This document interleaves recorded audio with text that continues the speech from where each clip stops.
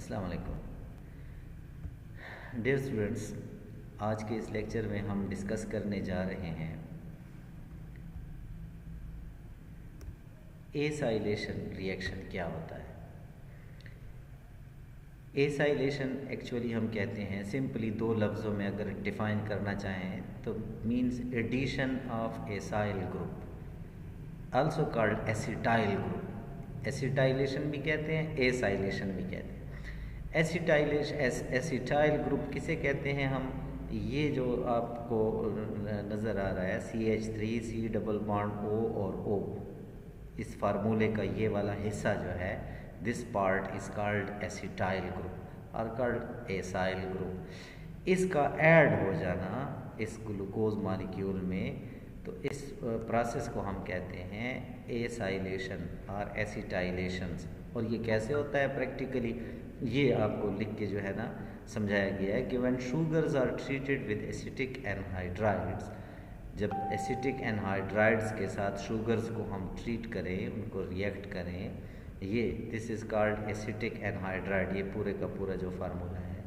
Then acetic acid and acetate derivatives of sugar are obtained, तो इसमें हमें acetate derivatives जो है ना हमें मिलते हैं शुगर्स के।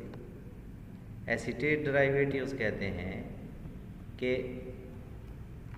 ऐसी चीज़ें जिसमें एसिटेट हो, एसिटेट आयन हो, एसिटाइल आयन हो, ये एसिटाइल ग्रुप हो, तो इसको जो है ना हम उनके डेरिवेटिव्स, ऐसे शुगर्स को कहते हैं derivatives of acetate. In case of glucose, अगर हम ग्लूकोज में इसकी एडिशन करते हैं, all the OH groups are replaced by acetyl group. जितने भी OH ग्रुप होते हैं वो सारे के सारे एसिटाइल ग्रुप के साथ रिप्लेस हो जाते हैं।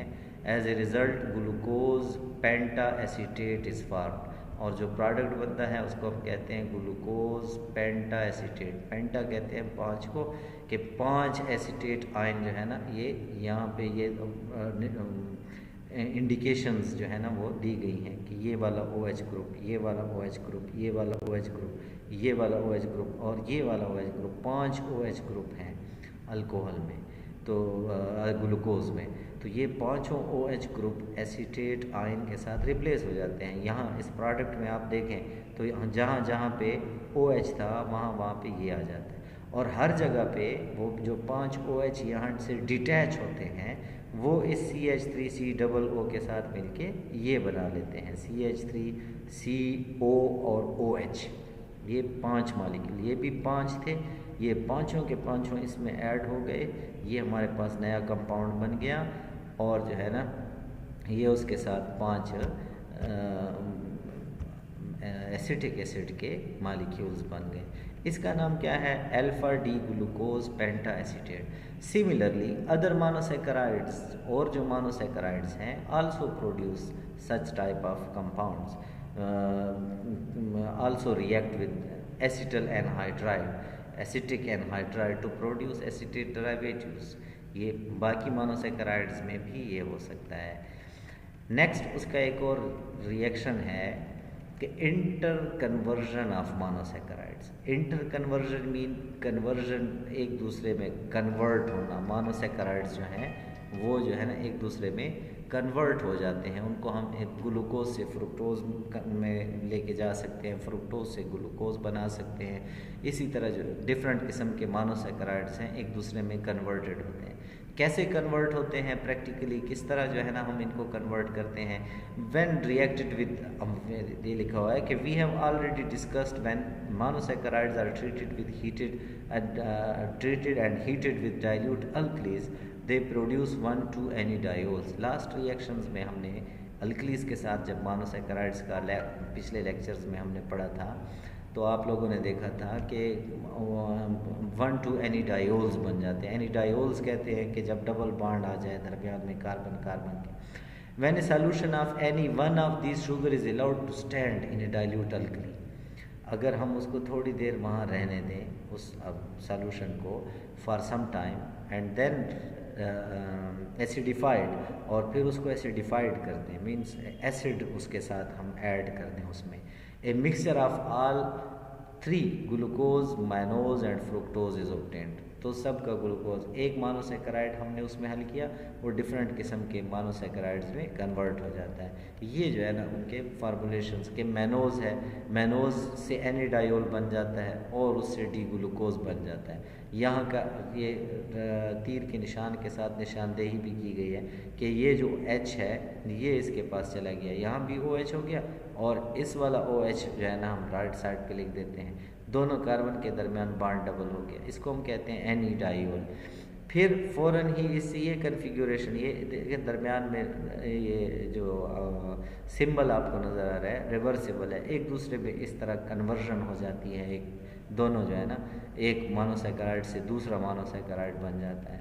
और ये कन्वर्जन प्रैक्टिकली कैसे होती है, पहले हम अल्कलीज में इसको सॉल्यूशन बनाते हैं मोनोसेकेराइड का, थोड़ी देर के लिए रख देते हैं, फिर उसको एसिडिफाइड कर देते हैं। This inter conversion of related sugars is referred to as the Lobry de Bruyn van Ekenstein reaction. इस रिएक्शन का ये मखसूस नाम है, जिस साइंटिस्ट ने हमें ये रिएक्शन बताया उसी के नाम से जो है ना ये आपने याद रखना है। तो आपसे यूँ भी क्वेश्चन पूछा जा सकता है कि what is the Lobry de Bruyn van and Ekenstein reaction, कौन सा होता है।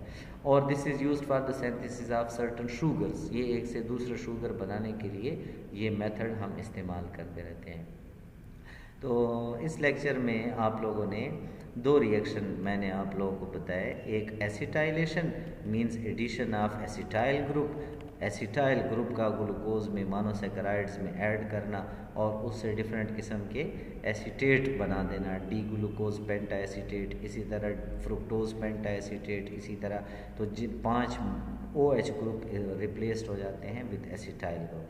सिमिलरली दूसरे रिएक्शन में आप लोगों ने इंटर कन्वर्जन पढ़ी मोनोसेकेराइड्स की, कि मोनोसेकेराइड्स एक दूसरे में इंटर कन्वर्ट कैसे होते हैं। तो मोनोसेकेराइड्स के कन्वर्ट करने को प्रैक्टिकली हम यूँ करते हैं कि हीट करते हैं डाइल्यूट अल्कलीज के साथ और उससे 1,2 एनिडायोल्स प्रोड्यूस हो जाते हैं, और इस सॉल्यूशन को थोड़ी टाइम के लिए रख के अगर उसके वो हम एसिडिफाइड कर दें तो फिर उससे वो कन्वर्जन हो जाती है, ग्लूकोज से फ्रुक्टोज बन जाता है, फ्रुक्टोज से मैनोज बन जाता है। और दिस इंटर कन्वर्जन जो है इज़ रिलेटेड टू शुगर्स, ये शुगर से रिलेटेड जो इंटर कन्वर्जन है इसका स्पेशल नाम है लेब्री-डी-ब्रायन वैन किंस्टन रिएक्शन, और this is used for the synthesis of certain sugars.